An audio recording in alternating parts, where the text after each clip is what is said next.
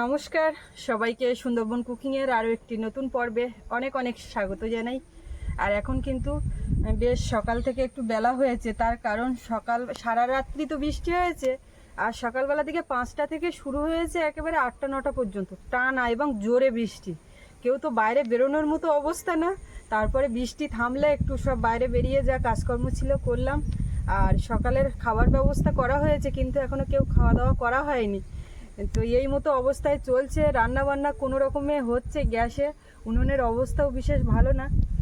আর আজকে এখন মাঠে জাল পাতা আছে, সেটা তুলতে যাচ্ছি। সারা রাত্রি তো বৃষ্টি হয়েছে, আর কি মাছ বেঁধেছে জানি না, এখন দেখব। আর আজকে পর্বে কিন্তু একটু অন্য রকম থাকছে, রান্না খাওয়ার যে ব্যাপারটা ওইটা থাকছে না। তার কারণ হচ্ছে খুব সমস্যা ঘরের মধ্যে। যদি আপনারা দেখেন যে কি অবস্থা তাহলে বুঝতে পারবেন।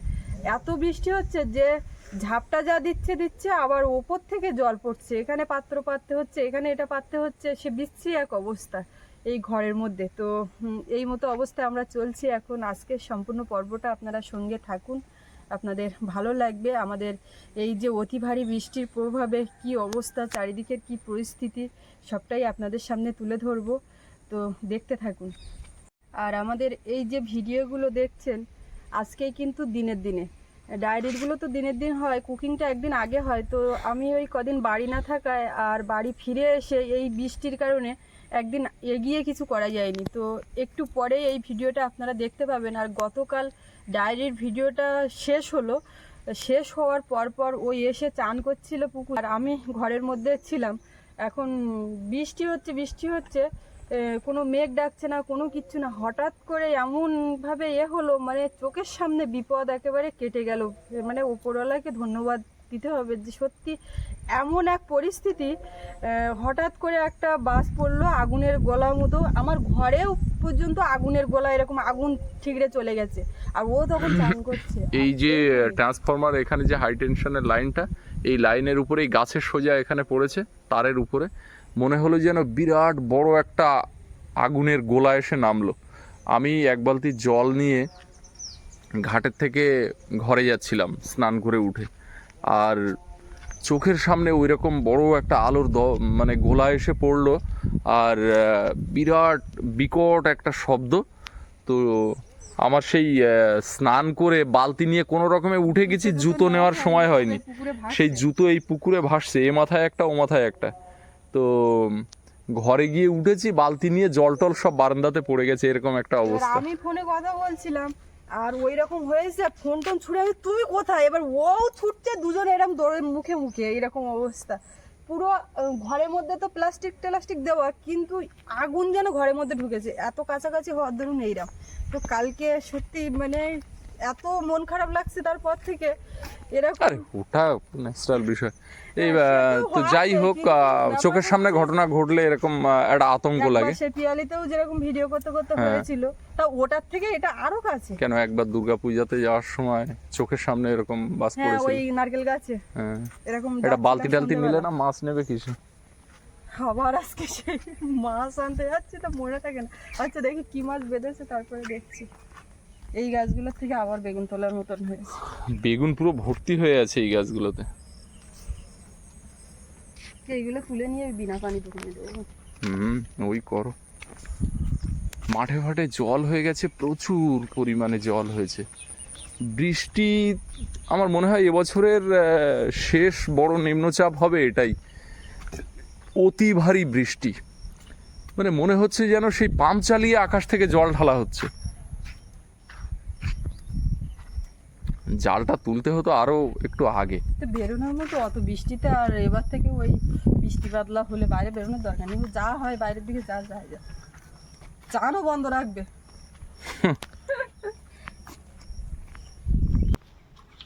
ওদিকে ও একটা লাঠি নিয়ে নেমে যাচ্ছে, আমার বললো যে তোমার নামতে হবে না, আমি যাচ্ছি। অনেকটা জল হয়েছে বলে ওই যাচ্ছে। তো দেখি জাল তুলুক একের পর এক, ভিজে যাওয়ার লক্ষণ।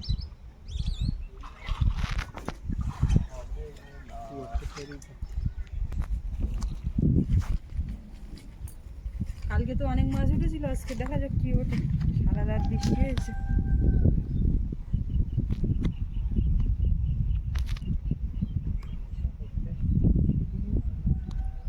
মাঠ পুরো সবুজ হয়ে গেছে, কি দারুণ দেখাচ্ছে, দারুণ।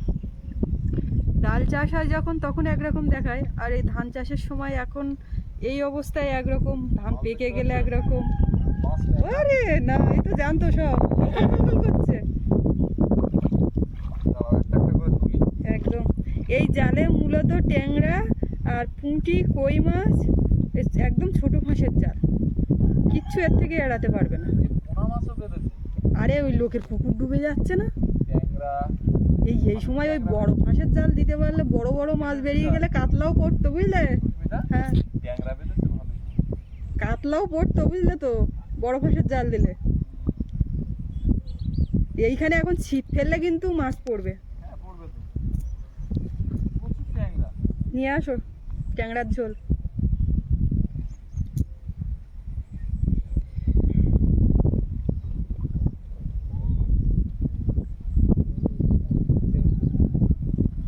কুচে মাছ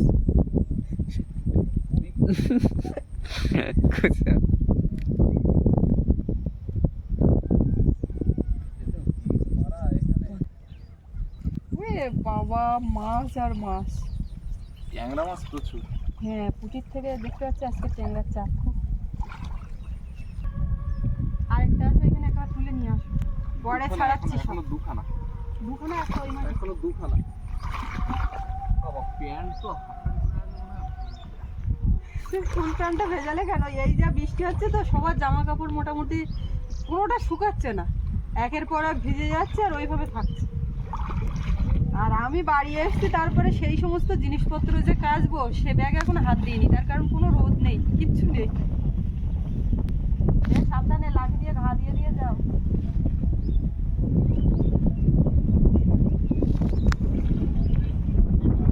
কলমি শাকের টোকাগুলো জানো ধানের মধ্যে যে যাচ্ছে। এখন একটুখানি বৃষ্টির ফুটটা মরেছে আর দারুণ একটা মানে ঠান্ডা ঠান্ডা লাগছে। ফ্যান তো চালাতে হচ্ছে না, উল্টে কাঁথা গায়ে দিতে হচ্ছে, এমন ওয়েদার দিচ্ছে। ওইটা ছিঁড়ে নিয়ে আসলে পুকুরে দিলে পুকুরে হতো, ওই পুকুরে কতটা হয়েছে দেখো।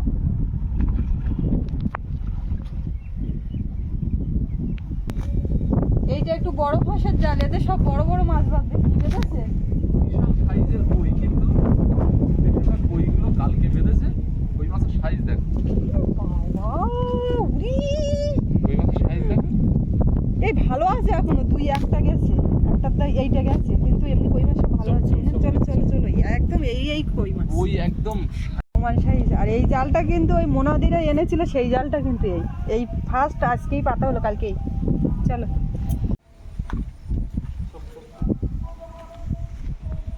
আর একটা জালে দেখো কি উঠছে, সাইজের কই, কিন্তু কয়েকটা কই নষ্ট হয়ে গেছে। অসুবিধা হবে না, বাদ দেবো।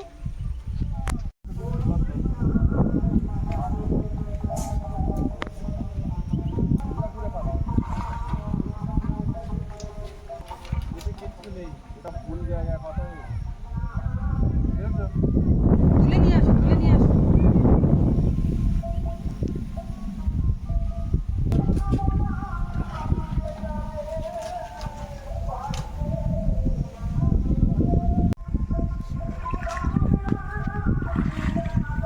এটা রং সাইডে পাতা, বুঝলে? তাও বেঁধেছে। ওই সাইড দিয়ে মাছটা বেশি চলে। এতে দেখো ট্যাংরা মাছ এখনো লাফাচ্ছে। ট্যাংরার সাইজগুলো তো বেশ ভালো। এটা জ্যান্ত, এটা এক্ষুনি বেঁধেছে। তা ভিজে তো যেতে হবে, প্রচুর জল হয়েছে তো। এখন এই তিনখানা জালে যা মাছ বেঁধেছে, এখন এইগুলো ছাড়াতে হবে। ট্যাংরা খাইছে? হ্যাঁ, মাঠে এখন জাল ফেললে মোটামুটি, ওই জাল বলছে ছিপ। তুমি দেখো এই জালটা দেখো, দেখেছি, শুধু ট্যাংরা। শুধু ট্যাংরা, পুঁটি মাছের চাপ কম। ট্যাংরা থেকে দেখো ট্যাংরা, ট্যাংরা ট্যাংরা ট্যাংরার থেকে কিন্তু একটু বড় হয়েছে। হ্যাঁ, ট্যাংরা বড় হয়েছে। ট্যাংরা, এখানে ট্যাংরা,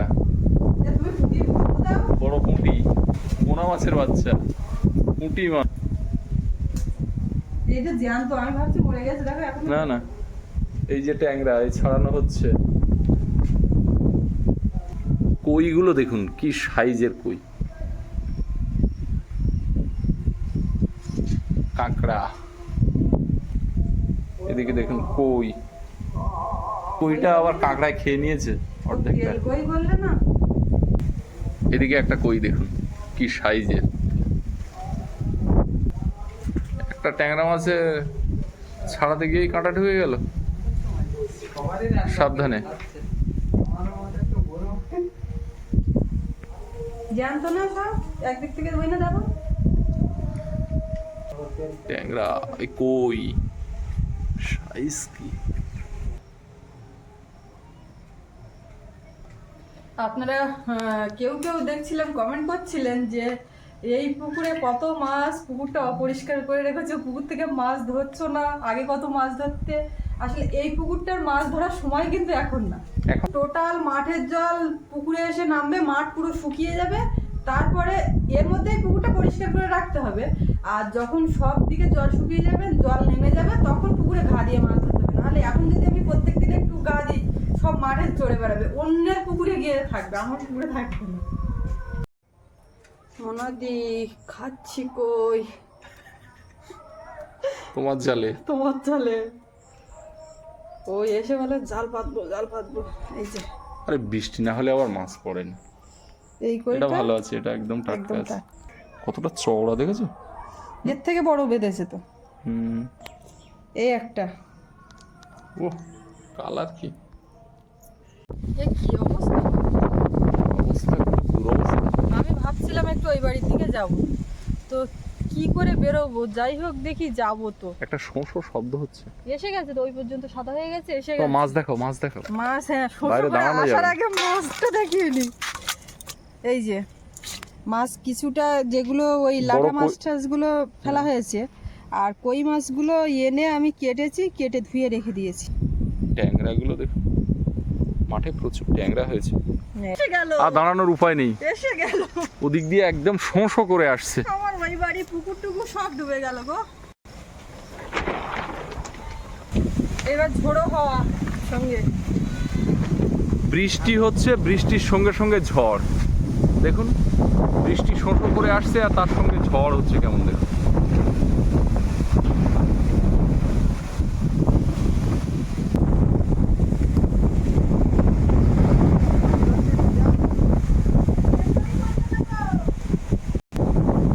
দূরে দেখুন ওই যে কলা গাছগুলো দেখা যাচ্ছে, আর মিডিলে দেখুন একটা সাদা দেখা যাচ্ছে, কাশফুল ফুটেছে। কাশফুলগুলো হাওয়ায় দুলছে দেখুন।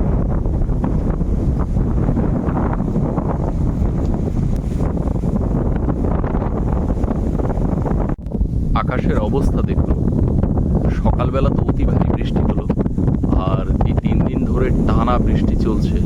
মানে এত ভারী বৃষ্টি, এবছরে বর্ষাকালে বৃষ্টি হয়েছে, ভারী বৃষ্টি প্রচুর হয়েছে, কিন্তু এই ধরনের গভীর নিম্নচাপ বোধহয় হাতে গোনা কয়েকটা হয়েছে। সেই রিমেল ঝড়ের সময় একবার, আর তারপরে 1-2টো হয়েছে। আর এই যে নিম্নচাপটা অতি ভারী নিম্নচাপ, অতি শক্তিশালী, এত পরিমাণ বৃষ্টি হয়েছে ভাষায় বর্ণনা করার মতো না। আমরা জানতে চেয়েছিলাম গতকালের ভিডিওতে যে আপনারা যে যেখান থেকে দেখছেন ওয়েস্ট বেঙ্গলে কোথায় কি বৃষ্টি হচ্ছে, সকলেই জানিয়েছেন যে প্রচুর বৃষ্টি হচ্ছে। তো এই বৃষ্টিটা, এই নিম্নচাপটা গোটা বাংলা জুড়েই হয়েছে। তো এই ধরনের নিম্নচাপে আমাদের সুন্দরবন তো বেশি করে, সুন্দরবনের উপর বেশি এফেক্ট পড়ে, কারণ নদীমাতৃক এলাকা, বাঁধ, মাটির বাঁধ, যেখানে রুগ্ন বাঁধ রয়েছে সেখানে ভয়ের কারণ থেকে যায়। কারণ মাটির বাঁধ, জলের চাপ, ভারী বৃষ্টির যে কোপ, তাতে করে বাঁধ ফেটে যায়। আমাদের বিনাপানি যাওয়ার পথে এদিকে যে বাঁধে কাজ হচ্ছিল, কাজ হতে হতে পাখিরালয়ার পারে এক জায়গাতে নদী বাঁধ ভেঙে গেছিল, সেখানে গাড়িগুলো সব চলে যায়, যে গাড়িগুলো দিয়ে কাজ হয় এখানে। তো সেই কারণে কাজটা অসম্পূর্ণ ছিল। তো আমাদের ওই সামনে যেতে যে একটা বাঁশ ঝাড় পড়ে, একটা তাল গাছ, আপনাদেরকে কয়েকবার ওখানে দাঁড়িয়ে আমরা ভিডিও করে দেখিয়েছি, ওইখানে নদী বাঁধের অবস্থাটা বিশেষ ভালো না। তো সেই কারণে একটা দুশ্চিন্তা ছিল। আর তার সাথে সাথে ভরা কোটালও শুরু হয়েছে। কোটালের একেবারে প্রথম দিক, জোয়ারের জলও উঠছে অনেক করে। কথা বলছি এখানে দাঁড়িয়ে, এই মুহূর্তে মনে হচ্ছে খুব জোরে একটা বৃষ্টি আসছে, শোঁ শোঁ একটা শব্দও শুনতে পাচ্ছি, মেঘ ভেসে যাচ্ছে দেখতে পাচ্ছি। এই নিম্নচাপ কখন কাটবে কিছু বুঝতে পারছি না। আর এই নিম্নচাপ না কাটা পর্যন্ত অনেক রকম সমস্যাও হচ্ছে, কোথাও বেরোতে পারছি না, কোনো কাজকর্ম ঠিকমতো করতে পারছি না।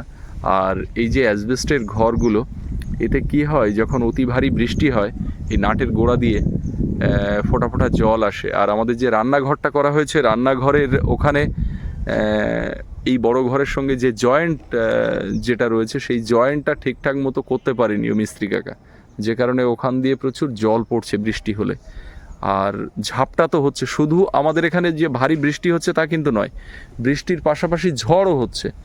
এখন মনে হচ্ছে স্থির আছে, কিন্তু যখন বৃষ্টি হচ্ছে পাশাপাশি একটা দমকা ঝোড়ো হাওয়া হচ্ছে। দেখুন নদীর মাঝ নদীতে দেখুন পাশাপাশি দুটো জাহাজ দাঁড়িয়ে আছে, ওদিকে একটা জাহাজ দাঁড়িয়ে আছে। এই যে ঝোড়ো হাওয়া হচ্ছে বা বড় যে ঝড়, রিমেল ঝড়ের সময়ও আমরা দেখেছিলাম মাঝ নদীতে জাহাজগুলো দাঁড়িয়েছিল। এই ধরনের ঝড়ে এই জাহাজগুলোকে কিছু করতে পারে না, এদের অ্যাঙ্কার এত শক্তিশালী আর এতটা ভারী জাহাজগুলো, অন্য বোঝাই আছে, ওদেরকে নড়াতেই পারে না। তো ওরা কিন্তু নিশ্চিন্তে ওখানে নোঙর করে দাঁড়িয়ে রয়েছে, বাইরে আর দাঁড়ানো যাবে না, বৃষ্টি এসে গিয়ে। আজকে সোমবার, সুস্মিতা ও বাড়ির দিকে যাবে, তো আমি বলছিলাম যে এই ওয়েদারে বেরিও না, কিন্তু ও শুনছে না, বলছে যাব।